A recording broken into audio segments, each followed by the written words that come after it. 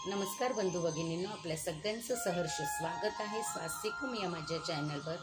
आज मी आपल्यासाठी श्री देवी भागवत पुराणातील पुढील अध्याय घेऊन आलेली आहे। तरी आपण सगळ्यांनी हे श्रवण करावं आणि आपल्याला माझे व्हिडिओ जर खरंच आवडत असतील तर आपण नक्कीच माझे व्हिडिओ शेअर करा आणि माझ्या चॅनलला लाईक करून सबस्क्राईब ही करा। श्री गणेशाय नमः, श्री सरस्वतीभ्यो नमः। अश्विन देवांना सोमपान उपलब्धी। व्यास म्हणाले, राजा शर्यतीला त्याची पत्नी चिंतायुक्त होऊन म्हणाली, महाराज, आपण माझ्या कोमल कन्येला वृद्ध तसेच नेत्रहीन ऋषींच्या स्वाधीन केली।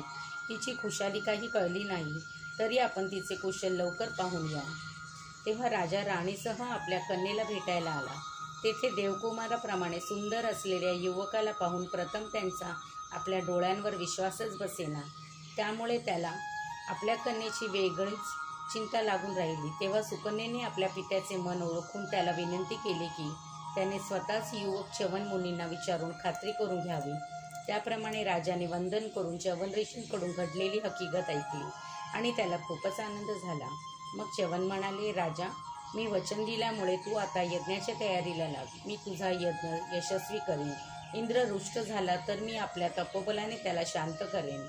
राजाने प्रसन्नतेने यज्ञ करण्याचे मान्य केले व श्रद्धेने त्याने सर्व तयारी केली। त्याने एक यज्ञशाला बनवली। वसिष्ठ प्रभृती अनेक महर्षी गणांना आमंत्रित केले। सर्व व्यवस्था पूर्ण झाल्यानंतर च्यवन ऋषींनी राजा शर्यतीकडून यज्ञाचा आरंभ करविला। या यज्ञासाठी इंद्र आणि देव आले, तसेच सोमपानाच्या इच्छेने अश्विनी कुमारही आले। पण जेव्हा महर्षी च्यवन अश्विनी कुमारांना सोमरस देऊ लागले तेव्हा इंद्राने त्यांना अडविले। म्हणून च्यवन ऋषी इंद्राला म्हणाले, हे सूर्यपुत्र, सोमपानाला अनधिकारी कसे आहेत ते सिद्ध करून दे। मी जो हा खटाटोप राजा शर्यतीला करायला सांगितला आहे तो यांना सोमरस पान करण्याचा अधिकार देण्यासाठीच केला आहे। इंद्र म्हणाला, हे मूर्ख चिकित्सक, हा अधिकार प्राप्त करू शकणार नाही। माझी हरकत आहे आणि तुम्ही जर हे कृत्य कराल तर मी आत्ताच तुमचे शिर कापून टाकेन।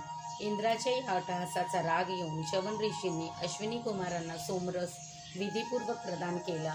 तेव्हा इंद्राने आपले दिव्य असे चमकणारे वज्र च्यवनांवर चालविले, पण त्या अतिदिव्य वज्रालाही च्यवनाने स्तंभित करून टाकले। नंतर त्यांनी इंद्रवधासाठी एक हवन विधीपूर्वक केले। तेव्हा एक अतिबलवान मद नावाचा दैत्यकार आकृती त्याच्या मदतीला आली आणि ती आकृती इंद्रावर झडप घालण्यासाठी पुढे पुढे येऊ लागली।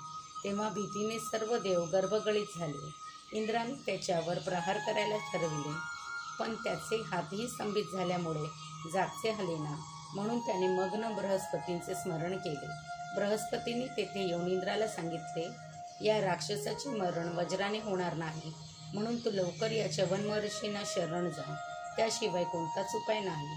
म्हणून मग भयग्रस्त इंद्र च्यवन ऋषींच्या पाया पडला। त्याने क्षमा मागितली। तो म्हणाला, मी आपली आज्ञा पाळीन, आपण प्रसन्न व्हावे। तेव्हा महर्षी च्यवनांनी आपला क्रोध शांत केला।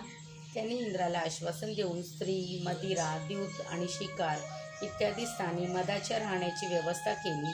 अशा तऱ्हेने सूर्यपुत्र अश्विनी कुमारांना सोमपानाचा अधिकार मिळाला। राजा शर्यती आपल्या नगराला परतला। त्याचा पुत्र आनत आणि नातू रेवतक होता। शत्रुजेता रेवताचे समुद्राच्या मध्यभागी कुशलसानी नावाची नगरी वसवली। तेथून तो आपले शासन चालवी। त्याचे 100 पुत्रात ज्येष्ठ पुत्र ककुत्मी आणि कन्या रेवती होती। तिच्या वर संशोधनासाठी राजा ब्रह्मदेवाकडे गेला। श्रीदेवी पर्णमस्तु, शुभं भवतु, शुभं भवतु, शुभं भवतु।